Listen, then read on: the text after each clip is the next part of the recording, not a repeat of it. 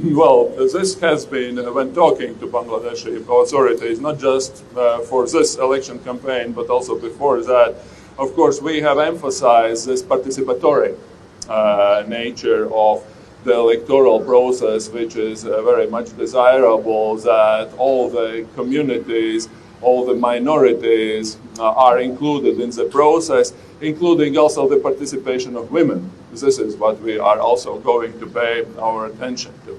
Okay, ladies and gentlemen, this has been a pleasure to have you here this morning, but we will stay in touch. I think during the whole electoral process we'll be here, our observers will be here, and you are all invited to our press conference on the 14th of February. I think it will be somewhere midday, either at noon or 1 p.m. I would say that the electoral environment is a very positive one, in a sense that, of course, just as you said, we have been speaking both to candidates but also to the authorities in all the districts and regions of the country, and the general atmosphere is very hopeful, in a sense that, well, most of our interlocutors have emphasized that this should be a new page in the Bangladeshi history and the Bangladeshi democracy. And that's why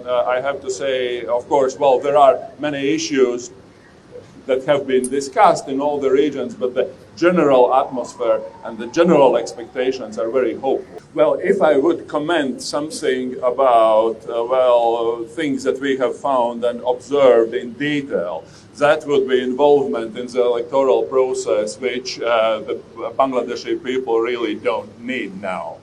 We will produce our interim report on the 14th of February, which means on Saturday. We will come out with responses also to such questions. What did we observe? But at the same time, of course, we are paying attention to it, and we really, our task, and this is the task of our observers who are being sent to the country, is to stay neutral, not to get involved in any political process. We are here not to comment on Bangladeshi politics. We are here to check and to observe the process. We will come with our report afterwards, and we, in 2 months after the election, we will also come with a more extensive report, which would also include recommendations regarding issues you just mentioned about social media, which is, of course,